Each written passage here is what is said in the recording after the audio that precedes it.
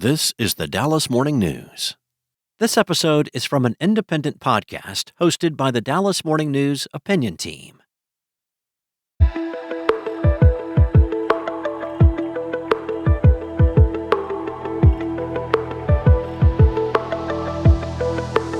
Kyle, that was fun. Chris Young, who's the general manager, the president of baseball operations at Texas Rangers, and that was just a great conversation. The two things that jump out at me, and we talked about baseball, we talked about his career, was one, leadership lessons, and two, the emotion that he showed, kind of just telling us about himself as a person. Well, he tells the story about his dad and his dad passing away and him having to pitch the next night. 12 hours. And amazing. And really just, he's so honest in this episode. And I think it's just a great listen for anybody who wants to hear about a Dallas kid that grew up here, played at Highland Park, went to Princeton, and then has really taken the baseball world by storm. And with great lessons on leadership, though.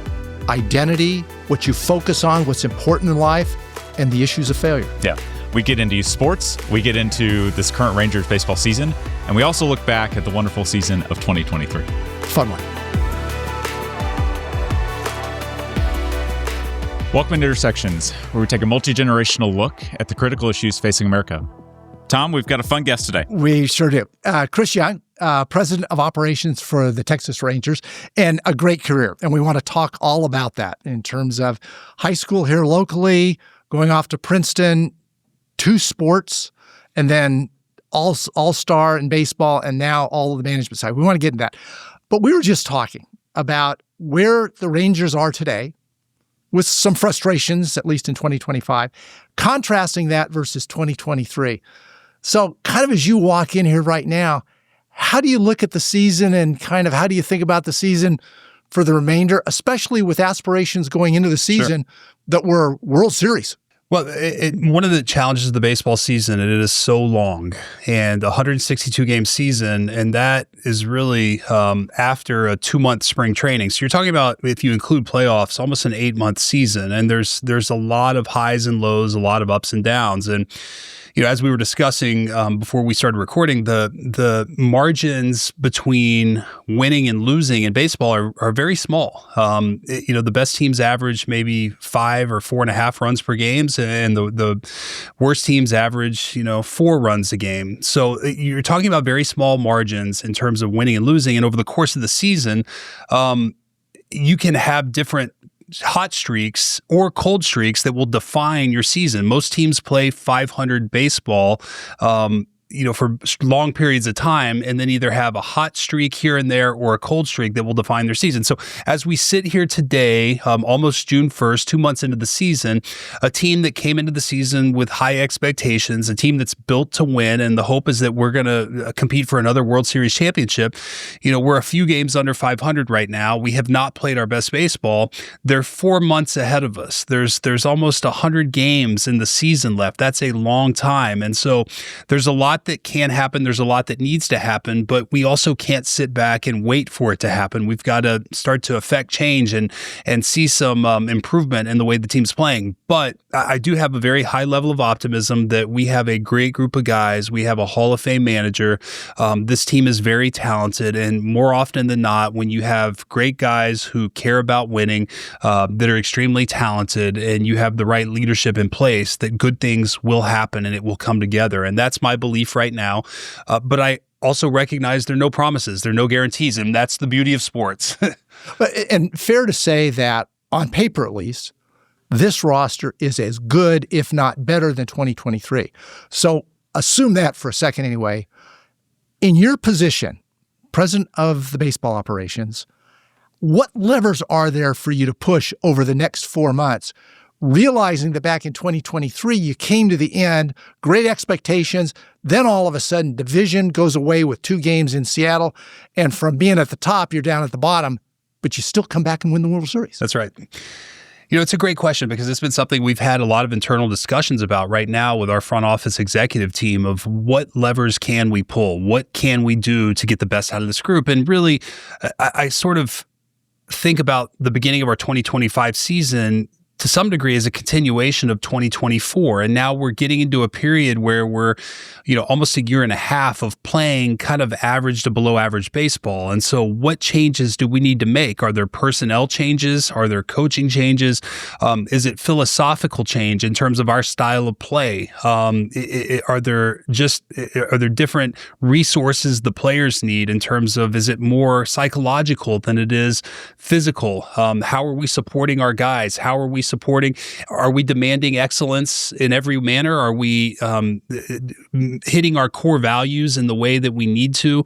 We're leaving no stone unturned in terms of these levers, but the reality is there are only so many levers to pull. And sometimes just by pulling levers, you're not necessarily making improvements. Sometimes just stability and continuity and consistency and belief and conviction can be equally as important as change. And so there's a balance here. And I would be lying to you if I said I have all the answers, that I know exactly which buttons to push to get this team going and get the best out of them, aside from having some level of consistency and being steadfast in leadership and projecting belief and optimism, because at my core, that's what I believe you have to do to win. You have to, in your soul, believe that you can and will win, and that you'll find a way. And that's my hope, is that this team will feed off that, and we will find a way. So how do you build accountability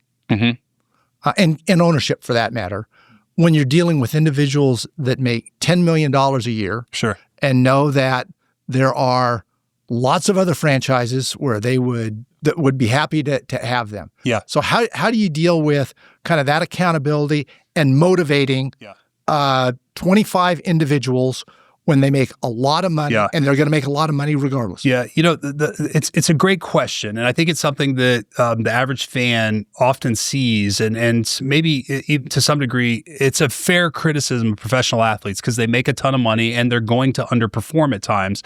And I think there can be a perception that when that happens, they don't care. For me, the accountability starts on the front end, on the selection process, that we are selecting players that have character. The culture in the club. Yes, exactly. Well, the culture, but also the individual character of the individual, of the player, knowing that this person is going to do everything possible to realize their full potential. And we always say, as an organization, one of our philosophies is, in terms of the front office, our job is to provide every resource possible to our players and staff. And in turn, what we ask of them is to utilize those resources. And my goal for our organization is that we are helping every person, whether it's a front office member, a player, a coach, whomever, that we are helping them realize their full potential. But part of that is choosing the people who want to realize their full potential, and knowing their makeup and their character, and knowing that they're going to work and they're going to continue to push through and persevere. It's attributes like resilience and perseverance that are critically important. And have you ever passed on a ball player that had superior skills, but you said, character isn't there, fit with our culture, fit in the locker room, that doesn't work? 100%. And it's one of our core beliefs that, and for me, it's based on my experience at every level, starting in youth sports through high school, college, minor leagues, major league, and being part of championship teams. It is not the most talented team that wins. It's the right group of people that come together with one common goal, and they play for each other. And so absolutely, we don't chase talent, we chase the right people. And that's a core belief of our organization. Great start. Go ahead. Okay, so we've started in on leadership. We talked about this year's team. Take me back 2023. We lose the last two games, as Tom mentioned, in Seattle. We got to fly to Tropicana, play in Tampa Bay. And walk me through some of those series, because as I remember it, we were down 3-2 in the ALCS to Houston, having to go back to Houston after a very dramatic Game 5, suspensions, all sorts of craziness. Walk me through, from a leadership perspective, how you thought about the various challenges that you faced at the end of the year and throughout the playoffs. Well, first of all, I love kind of reflecting on this. I don't do a good job of looking back. I always kind of look forward and as to, motivated by what's next and what we need to accomplish. And so sometimes stepping back and reflecting on some of those moments, and you just named a couple of them that I'd kind of forgotten about, the suspensions and the kind of bad blood we had with Houston in that series. He reminds me of a lot of bad stuff all the time. So. But I actually, especially in this moment right now with our 2025 team and where we are, I think back to those times, and what I remember was the fight and the grit and the never quit attitude and mentality of the team. And that attitude allowed us to prevail. It allowed us to persevere and kind of overcome. And I remember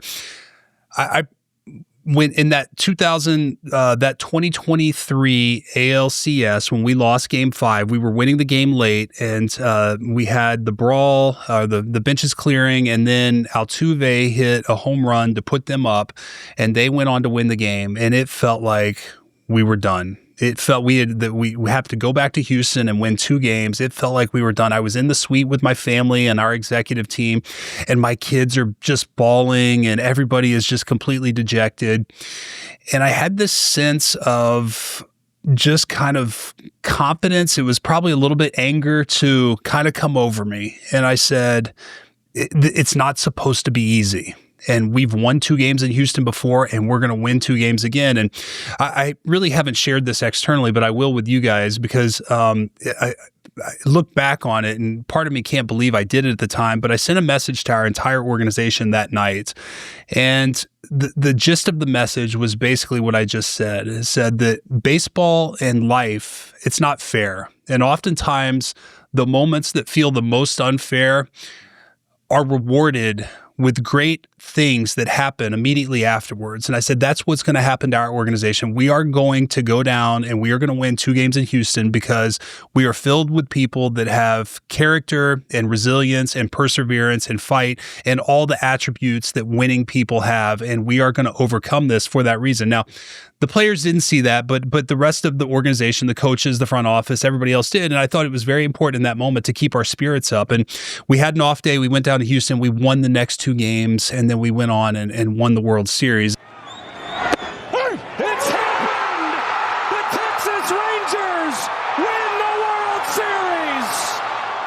It had nothing to do with my message. It had everything to do with the characteristics that the people in our organization have, and including our players. And for whatever reason, we were able to overcome that, and it brought out the best in us the next 2 days. And it was a special memory that I'll certainly never forget. And the experience of winning the first World Series championship for the Texas Rangers and in this community, which I obviously am tied to, was just more special than I could have ever imagined. Yeah, you downplay it, but leaders' messages to the organization make a difference.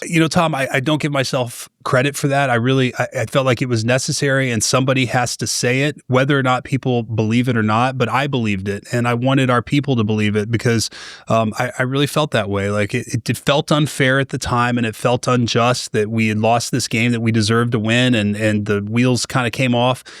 But in the end, it's not about what just happened. It's about, what do you make of it? How do you respond? But you define beliefs and culture. Well, that's true. That is true. And that is a part of leadership. And especially Altuve, who's been a thorn in the Rangers' side for years and years. That game was so deflating. Right. And I think you speak well to talk about that message, talk about the leadership style, and how you just go engage people, even in a hard time. Yeah. That's so appropriate. Well, one of my beliefs is as a player, I always believe that when things are going well, don't get overconfident, and when things are going bad, don't get too low. Try to maintain that middle ground, and I try to do that and project that as a leader as well. And when things are going well, I try to remind our people that, hey, we're not as probably good as our results, and when things are bad, these are the times where you have to be optimistic. I mean, you do have to recognize the things that are causing the poor performance or the underachievement and correct those, but you also have to project a level of optimism and belief,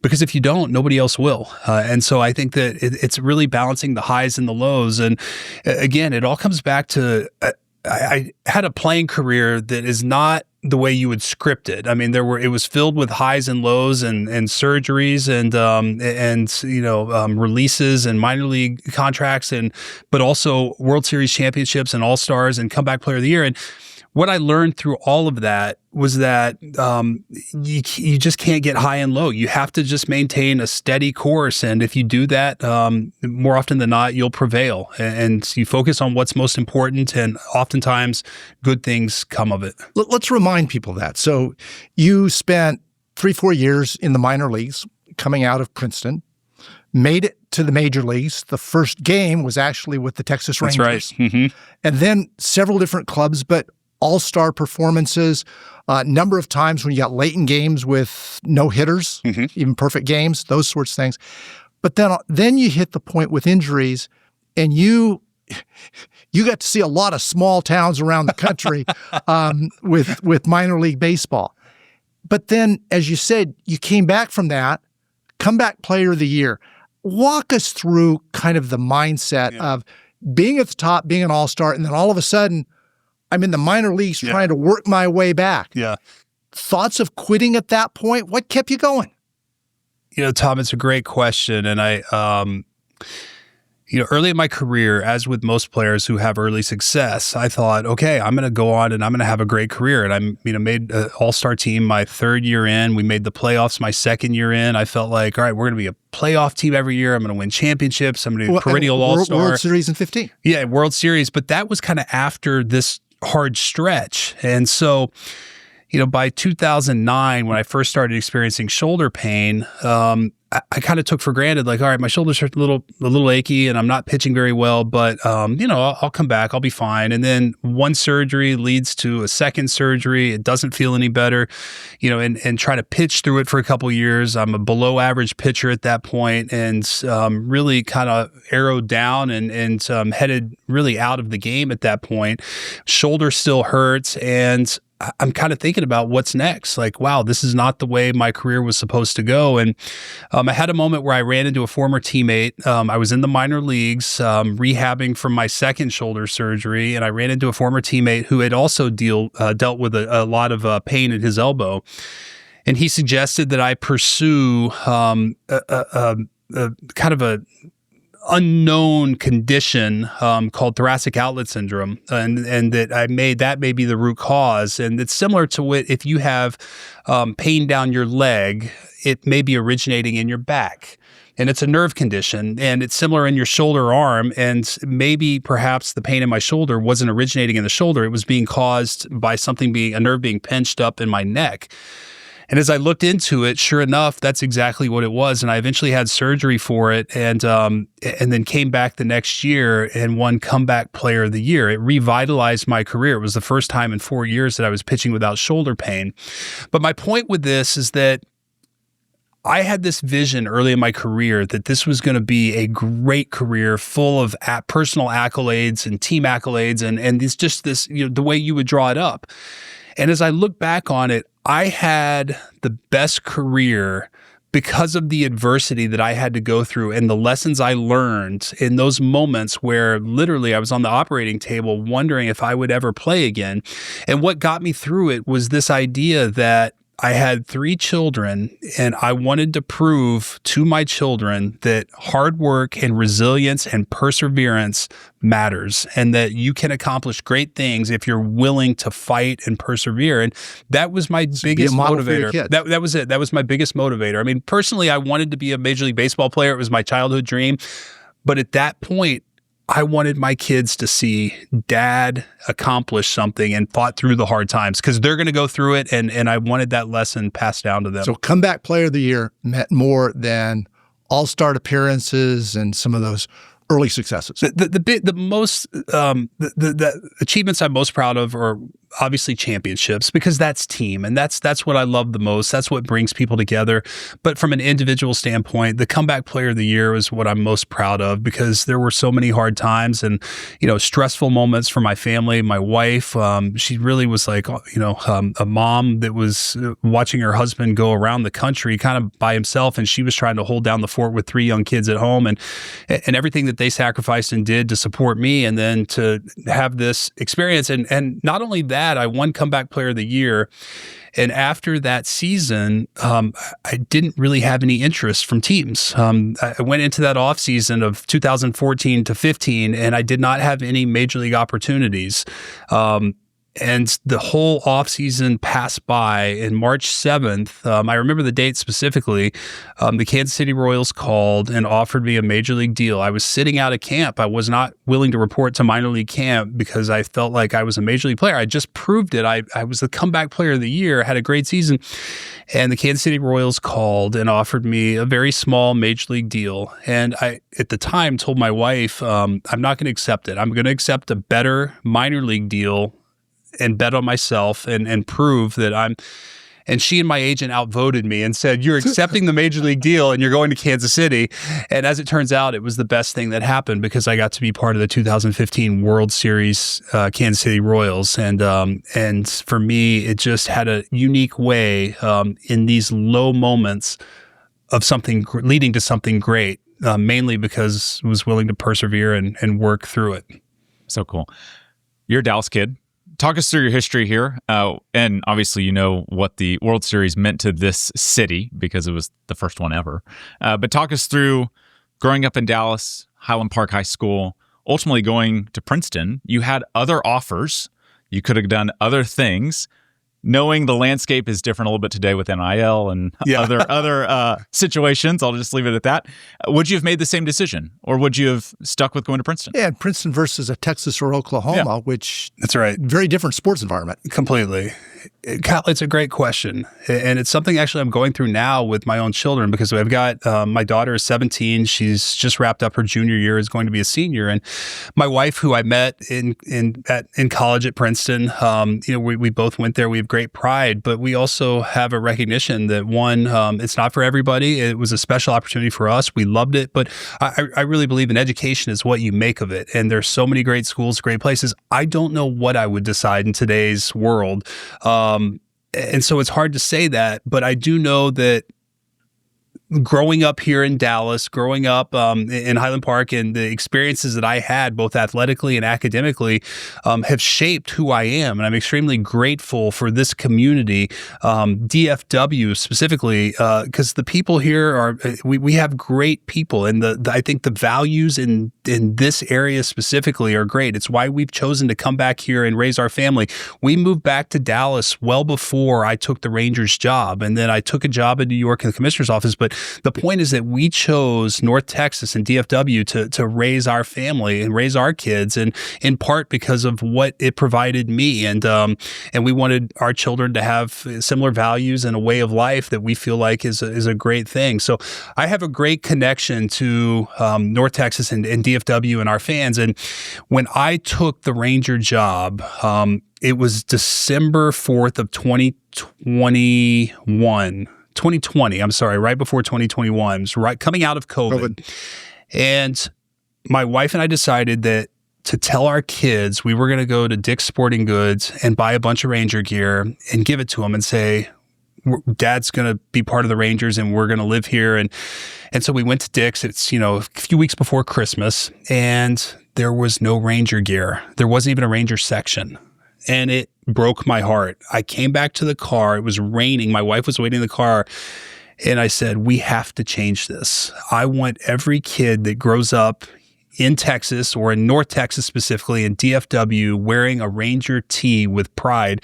And it's why I wear it every day, because I want our people, I want this community to be proud of the Texas Rangers the same way I was as a kid. And I grew up a diehard Mavericks, Stars, Rangers, and Cowboys fan. And so I really bleed DFW sports. It's and I couldn't be more proud to represent this team, and hopefully, make our fans proud. No, that's neat. Kyle touched on one thing. I want to follow up on the NIL. So college sports now is completely flipped upside down right now.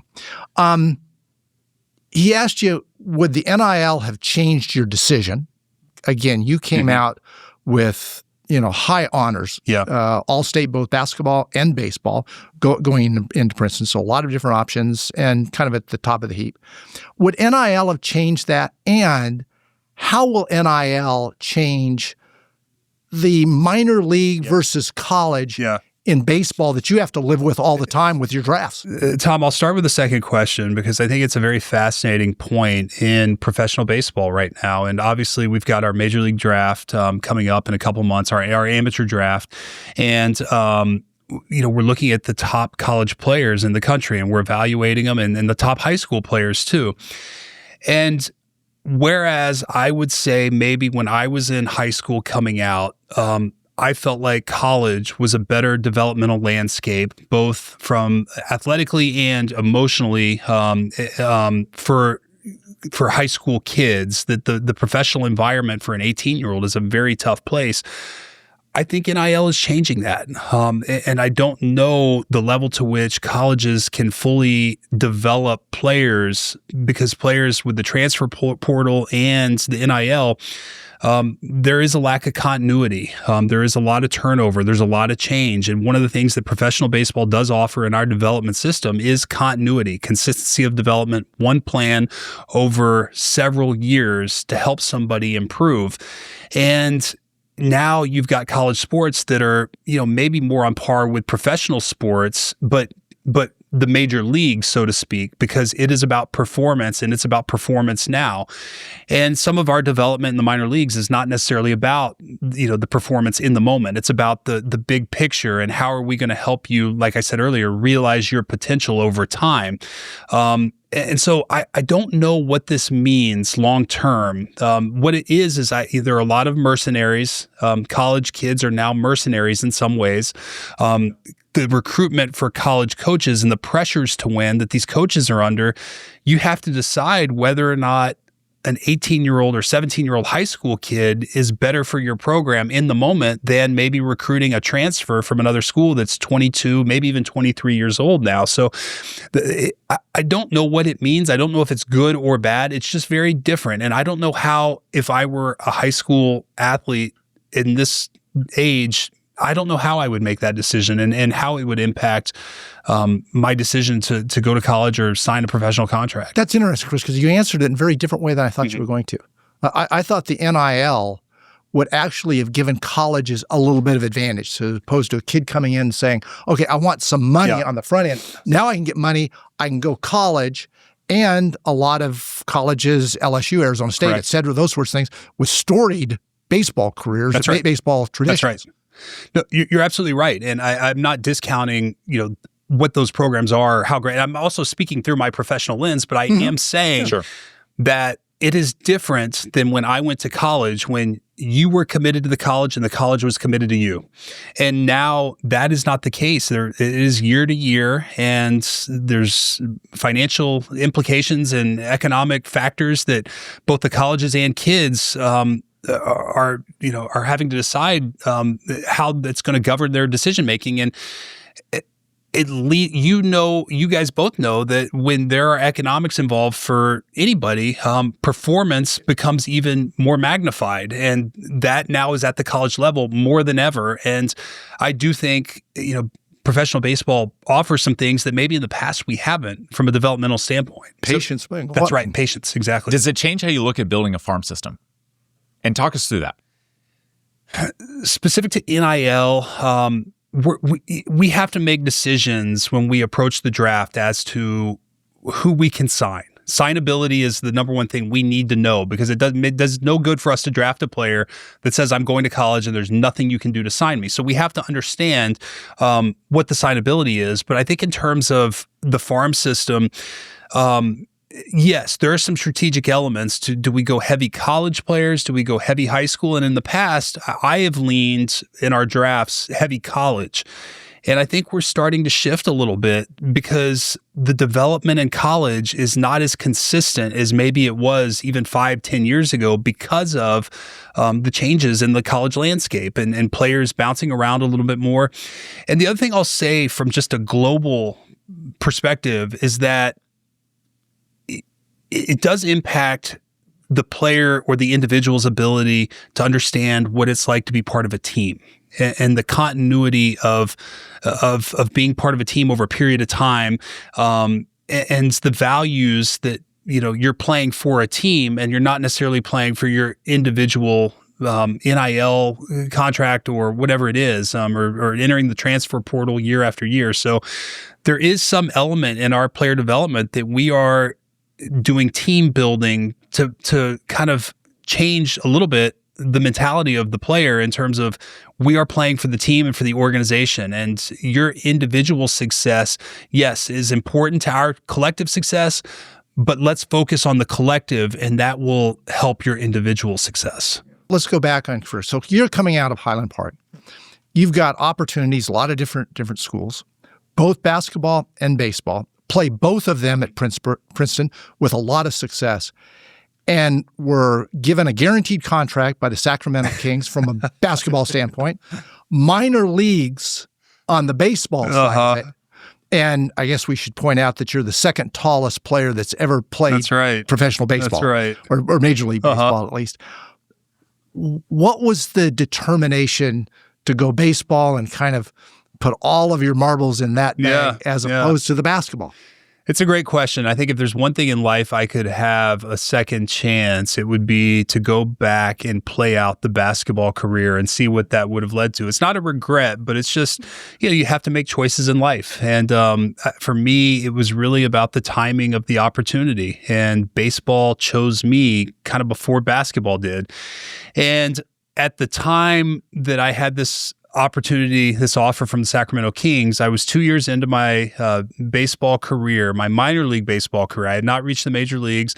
I had gone from what was, maybe a prospect to maybe, a suspect or average prospect. I wasn't at the top of the prospect chart anymore. Yeah, I like that. I gotta remember that one. And, I had some self-doubt as to whether or not, is this gonna happen? I was in Double-A. I'd been traded to the Rangers at this point. I was in Double-A in Frisco, and I was pitching okay, not great. And I'm thinking, am I good enough to be a major league player? I believe I'm going to continue to improve, but I don't know in this moment. And the Sacramento Kings called, and it was a former Princeton coach, legendary Princeton coach, Pete Carrill, who was assistant coach for the Sacramento Kings. And he called, and Jeff Petrie was also a Princeton. Yeah. Exactly. Jeff Petrie was a former Princeton player, was the general manager of the Sacramento Kings. But Coach Carrill was the one who had really kind of convinced Jeff that I was capable of doing this. And at one point, I called Coach Carrill and I said, Coach, I'm 2 years out of playing college basketball. I'm really curious why you think I can do this. And he gave me the best answer, which has always stuck with me. He said, you have something you cannot teach. And I said, what is that? And he said, vision. And he said, if you have vision, you will make the right pass. You'll guard the right player. You'll fill the right lane. You'll always make the right decisions on the basketball court because you have vision, and you can't teach that. He said, the rest of it we can teach. We can make you a better shooter.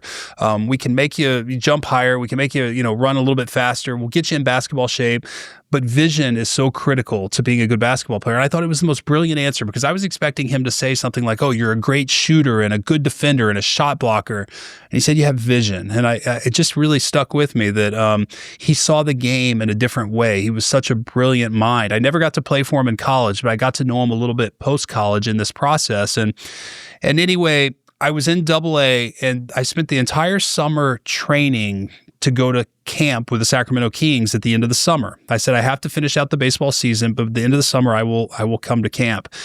And I think there was something with that freed me up mentally. And maybe it was the training I was doing. I was training in the mornings for basketball, then in the afternoons, I was going to the baseball stadium and doing my baseball training on top of that. And I went from Double-A to Triple-A. I made 5 starts in Triple-A. I pitched great, was lights out, and the Rangers called me up to the big leagues, and I made 7 starts at the end of the year.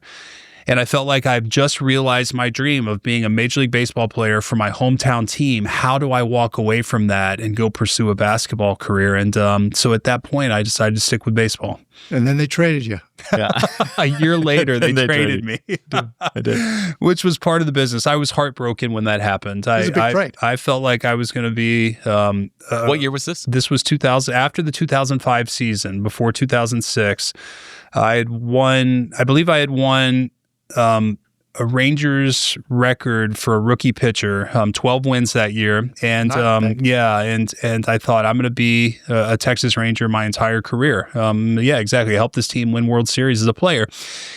And I got traded that winter to the San Diego Padres. And as it turned out, it was the very best thing that could have happened to me at that point in my career for a number of reasons.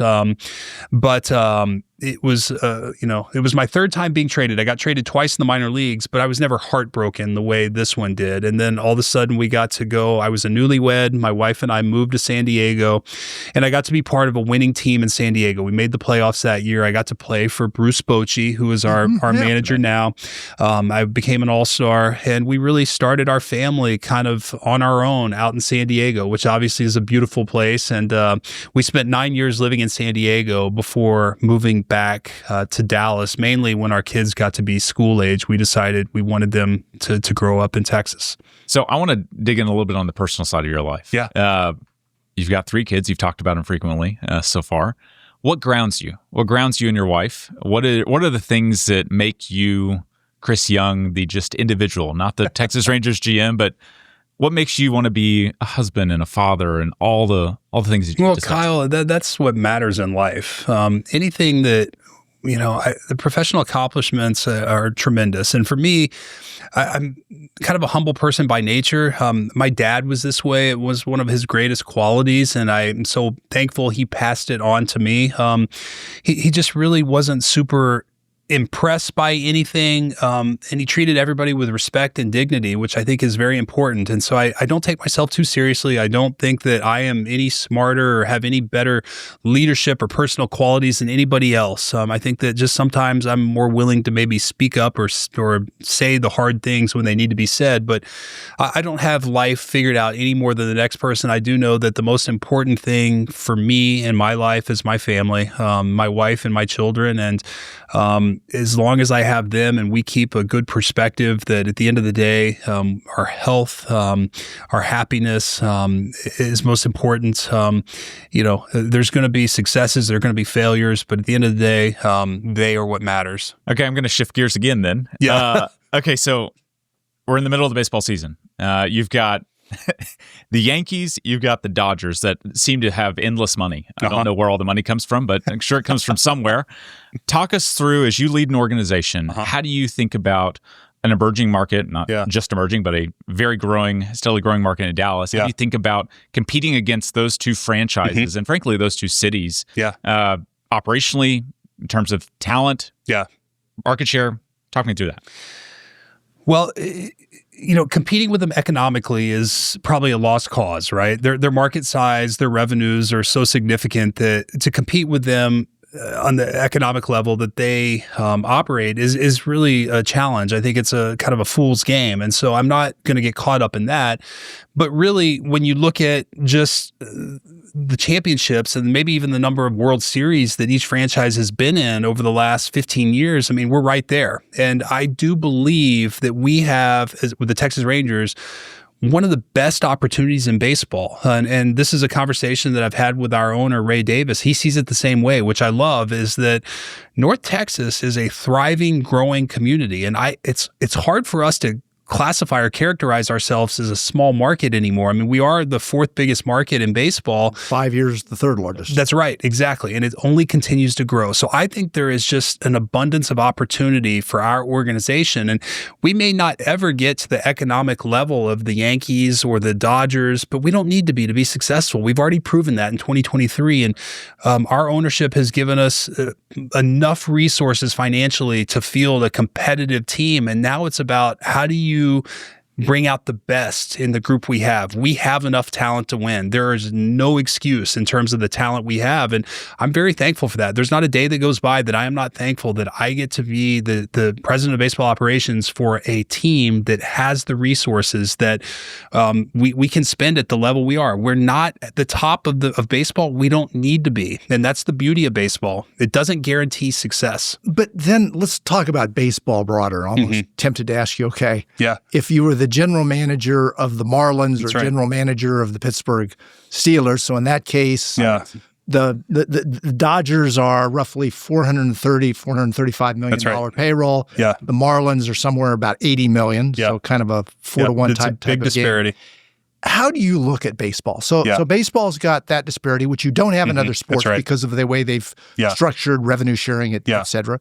A lot of young people, future, have seemed to kind of walk away from baseball. African American, which was an important component of the baseball player pool. Right. That's reduced substantially. Then we'll get into a lot of other things, but television changing, money, that sort of thing. Yeah. How do you look at baseball and the health of baseball today in 2025? Tom, it's a great question. And it really kind of takes me back about 5 years to my time in the commissioner's office. And it was one of the best experiences for me because I got to come right off the playing field and go to the commissioner's office where I got to see the game through a completely different lens. I mean, and one of those pieces is the strategy side, right? That's right. That's exactly right. And everything you're speaking to me, at its core, is part of the baseball strategy, the on-field product. Because at the end of the day, that's what matters most, is that we have, one, a league that has competitive integrity, that every team has a chance to win and the ability to win. It doesn't mean that economically everybody's on the same playing field, but it means that there is competitive integrity, that every organization in some way can field a team that can compete and win, because that's what the sport is about. And every fan base should feel like their team, maybe not every year, but over a period of time, has a chance to win a championship. And for some organizations, it may be built differently through internal development, drafting and development. For other organizations, it may be free agent spending. But the competitive integrity of the sport is critically important for all 30 markets to have the opportunity to win. Secondly, the on-field product and the rules. I think what you're hitting on is so critically important for the future of the game. And I commend the commissioner's office for doing a great job with their rule change initiatives a couple years ago. Pitch clock, that's it. Exactly. Mainly the pitch clock. Yeah. And the pitch clock, I think, has done the best thing since really maybe lowering the mound in 1972 in terms of impacting the change in the game, or maybe the designated hitter, one or the other. But either way, the game is shorter. The game time is shorter. Fans don't want to see a 3.5, 4 hour game. I mean, the attention span is proven to be like 2.5 hours is the target game time. And the commissioner's office has done a tremendous job of getting the game. These aren't new rules in terms of impacting the game, like it's, saying we're going to change the game to a way it's never been played. What it is just getting the game back in balance to where it used to be. Games used to be 2 hours and 15 minutes, 2 hours, 2.5 hours, and that's where it needs to be.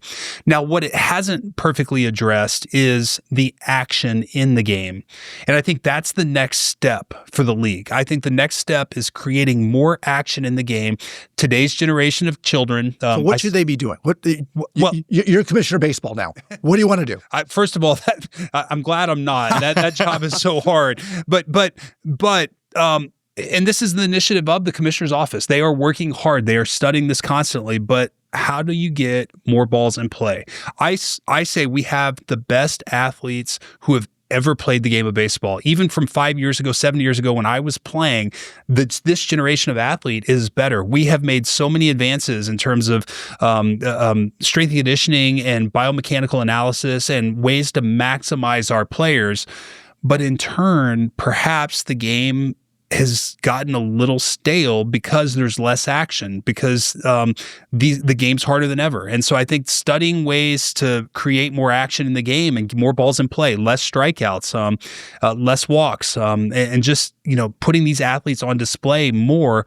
And I think if we do that, you're going to see the best product that has ever been seen in Major League Baseball. I fundamentally believe this because the athletes are better than ever, but how do we get them on display? And that's what I talk about when swinging the game back in balance. It's gone too far in terms of the lack of action in the game. And there are some initiatives. I have one that I believe would work. I think that, at some point, the mound distance has to be adjusted. I just think that the mound distance was created in 1893, I believe, and it's remained the same at 60 feet, 6 inches. I mean, we're talking like, multiple generations of players that have come. The game is bigger, faster, stronger than ever. It may not be perfectly meant for that distance. And I think we have to, at some point, study that. But there are other ways to address some of these issues to create more action in the game. But I think as we improve the on-field product, we're going to get more interest. We're going to get different demographics of players, and whether it's international and Latin American players, it's Asia, it's domestically with our Mexican Americans, it's our African Americans. I mean, baseball is a great sport, and it's one of the most beautiful things is that it ties together so many different demographics and groups of people. And I think as the game gets better on the field, more and more people will gravitate back to the sport. Could you ever see the MLB expanding South America, Latin America, the Caribbean, into Europe? I mean, I know obviously in Asia it's a huge deal, clearly. But does the game, because take a look at the NFL. The NFL's trying all sorts of things in all sorts of cities, games every year, et cetera. Does the MLB more have games coming up this year exactly. out of the States than any year? Ever. That's right. Does the MLB have any sort of thought around that? Is that an expansion? I think the league has done a great job of playing exhibition, or actually in regular season games in both Europe, Australia. Australia. That's right. Asia and Latin America. And they're trying to broaden their fan base and grow the game. And I don't think it's out of the realm of possibilities one day that whether it's expansion to those areas or a league, maybe an Asian league, who knows? I just think that the game is healthy in a lot of ways, and internationally it's very popular. And so how do we continue to tap into that? How do we continue to develop the game in those countries and create a fan base globally that is going to watch our product? Well, the competition's different too. I mean, it's difficult to tell, but there's an age difference between the two of us. When I was a kid, it was baseball. The summer, and it was Phoenix. You'd go out 110 degrees and you'd play baseball all day, and that was it. Now I look at my kids, and it's so many, not just baseball, but so many other different options. So the competitive landscape's very different too. It is. And if you look at the numbers, there are more kids playing youth baseball right now than ever. But the question is, how do you retain them? And how do you continue to make baseball the sport that they want to come back to? And that's one of the challenges that Major League Baseball faces. And it's a critically important piece to growing our fan base over time. I'm curious, again, your time in professional baseball spans a quarter of a century now. Look back on when you were in the minors coming up, and then as you bring a player up in 2025, how are the players different? Tom, it's a great question. And I've always said I'm not going to be the guy that says, oh, back when I played, it was this way and it was better. And I disagree. I think the game has only evolved, and I think it's harder than ever. I actually think that there are more pressures now than when I played. That when players today, when they fail, they are on display to a much broader audience than I did. If I had failure, it was baseball fans had to read it in the sports page. The internet was there, but it wasn't like ubiquitous the way it is today in society. And, today it's social media and the pressures of social media. I mean, I literally had a player a couple years ago tell me that when he doesn't play well, he goes and reads the comments on Twitter. And I said, why do you do that to yourself? And he said, I can't help it. I feel like I'm letting people down, and I want to see if people are mad at me. And I said, well, one, yes, they're going to be mad at you. And two, I said, if there was a bottle of liquid, if this liquid right here, if this water was labeled poison, you wouldn't go over and drink it. So that's no different. Don't subject yourself to that. But it didn't, I don't think it landed. And I think I see it with my own kids. And so I think of it through this lens of my own children. One, just going back to the previous question of, how does today's generation consume our product? But two, with our players specifically, like, what is the impact of social media? And, for a lot of them, they have their own individual brands. And so they've put themselves out there, and there is more exposure, and there's more fanfare and people following them, and there's more pressures associated with that. I did not have to deal with that as a player. And I think it is the single biggest thing that has impacted today's generation of players. When we talked earlier this year, you had just visited with 200 of your leading prospects out of the minor leagues. Mm-hmm. A lot of leadership lessons there that you convey. Give us a sense of that talk and what you tried to convey to 200 minor leaguers, had the same aspirations you did a quarter of a century ago to get to the major leagues. Yeah. Tom, it was one of my favorite moments of the year, and I try to do this every year, but I really, there's only a certain period of time where we have our entire organization in one spot, and that's in spring training, and we had everybody under one roof, and that's my moment to really spend time with them. And what I wanted them to hear from me is that, one, I've been in your shoes. I know what you're going through. I not exactly, there's differences, but I understand a lot of the things you're going through, and I want you to know, from my standpoint, some of the lessons I learned along the way and how that may be applicable. And, the biggest thing I say to players, there are two main things. The first of which is, do not let your success or failure in this sport become your identity. Because if it is, it's fleeting. That is not who you are. Who you are is your character. It is not your identity. What you do on the field, that's your profession, but it is not who you are as a person. So separate the two.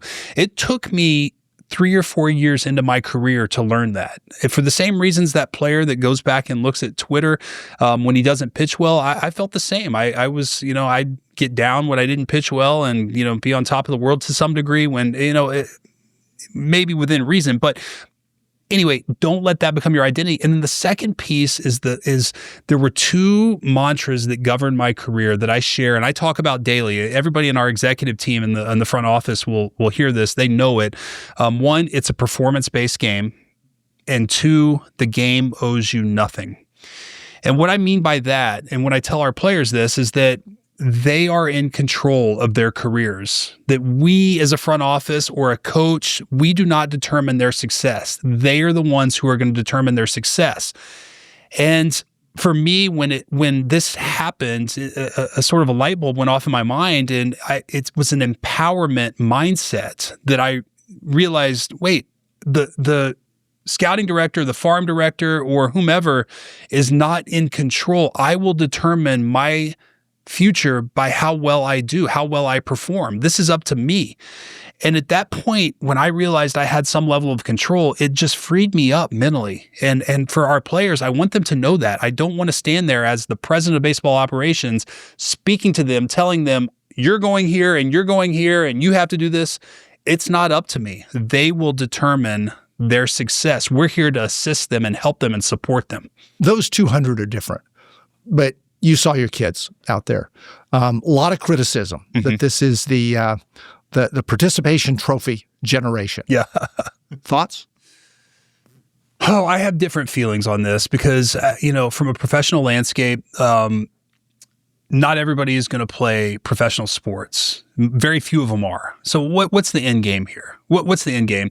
The beauty of youth sports to me is that you get to learn life's lessons in a safe environment. You get to learn how to fail in an environment that is going to prepare you for failure in an unsafe environment in life when you have to deal with the real consequences, right? And so it's how do you deal with those experiences? And this is the thing for me with youth sports and specifically youth coaches is that the primary goal in my mind to a certain age, at a certain age, it should become more about performance. But up to a certain age, this should be about, like I said earlier, retainment. It should be about having an experience that is going to instill a joy and a passion and a love for the sport, which is going to keep you coming back.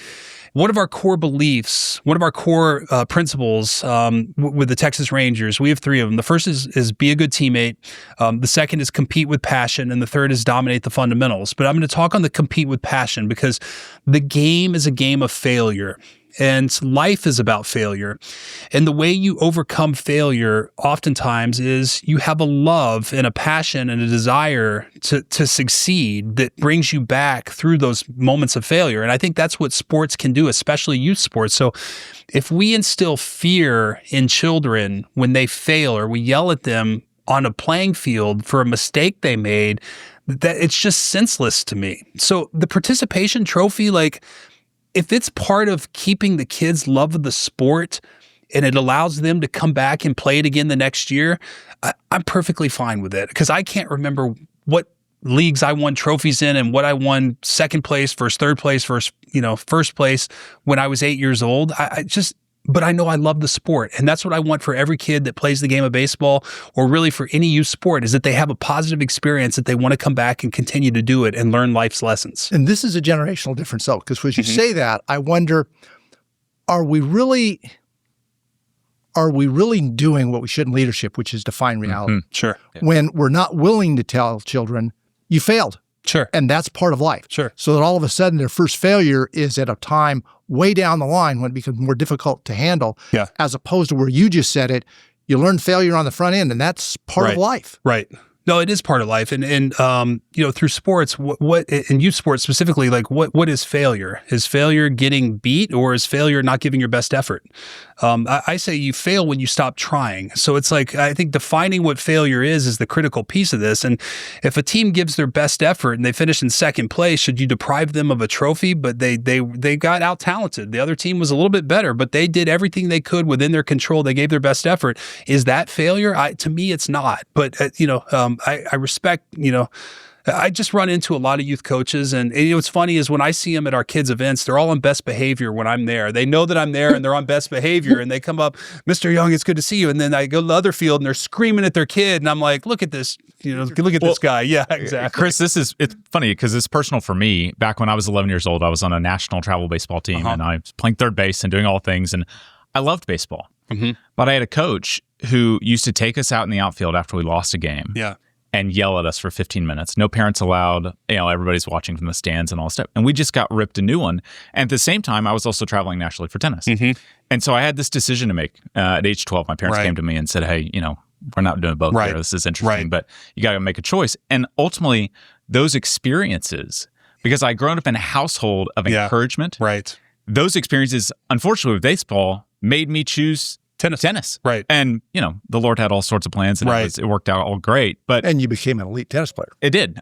But it was just, it's very real, because I think to your point about, are we yelling at failure or loss, or what's the why? You're yelling at outcome. Exactly. But I think defining your point is exactly, it resonates with me immensely, Kyle, because I see it all the time. And I really think that we need to, recalibrate what youth sports is about. And it's about the life lessons, and it's teaching. I always say attitude and effort and energy are what we need to be coaching. And results are a byproduct of those things. And for kids, it's like, if you teach them the love of something, when things get tough, if they love it, they're going to find a way to persevere. You've thrown two nuggets out there that I think are worth reinforcing. One is this outcome versus effort. That's right. And kind of how we think about failure. The other one was the earlier one on the identity. And I will tell you that it's not only sports, in business and in the public sector. People that think their identity is what they're doing. It is a recipe for failure. I've seen it with too many teammates, unfortunately. Too many teammates that just didn't know how to handle failure in their careers when things went south. Probably didn't handle success well either. And I'm just very fortunate that I had two good parents. My dad was especially, both parents, hardworking parents from blue-collar families that were self-made and provided opportunity for me. They instilled in me the values of education, but they also still instilled humility and understanding perspective. And for some kids, it's hard. They don't have that. They think what they do is everything in life. And if they don't succeed in that, then they're a failure. And it's a tough existence with that mentality. Did you have a single mentor or a series of mentors throughout your career? I've had several throughout my career. I've been so fortunate to have over the course of my, I feel like one, my parents started there, and then growing up, having so many teachers and other parents in the community that helped raise me, and being part, the coaches, good and bad, but high school coaches. I was very fortunate to have two really good high school coaches in basketball and baseball that helped me. And then college, my college baseball coach especially was just so wonderful and really taught me, similar to what you were saying, a conviction that, hey, you can be a Major League Baseball player. You're good enough, and we're going to give you that opportunity. And then within the professional circles, former teammates, Greg Maddox, Trevor Hoffman in San Diego, former pitcher of the Rangers, Kenny Rogers was a great teammate that I loved. There've just been so many teammates that were mentors. But then in the professional world, post-playing career, I've had several, one being Dayton Moore, the former president of baseball operations for the Kansas City Royals, who signed me in 2015. Dayton is now one of my senior advisors, and I spoke to him this morning. I was venting to him, and he's kind of laughing at me because he remembers these days when he would vent. And but Dayton has been a huge mentor for me. At Major League Baseball, I had the opportunity to work with Joe Torre, and Joe, I got to work side by side with Joe for 2.5 years.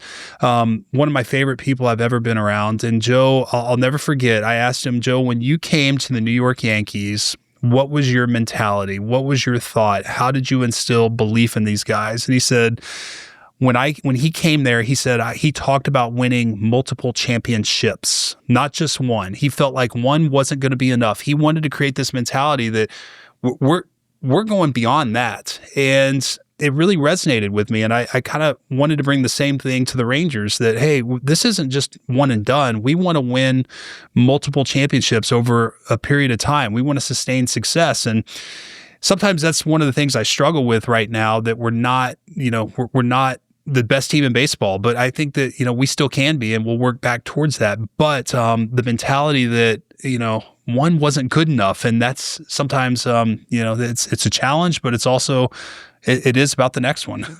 Winning is clearly important, but the owner cares about valuation, that sort of thing. Sure. You're in a community where I think it's positive. Texas Rangers have an enormous following, well thought of as a franchise and an organization. But you've also got three others. Yeah. The Stars, the Mavericks, and the Cowboys that are arguably on the top of their leagues too.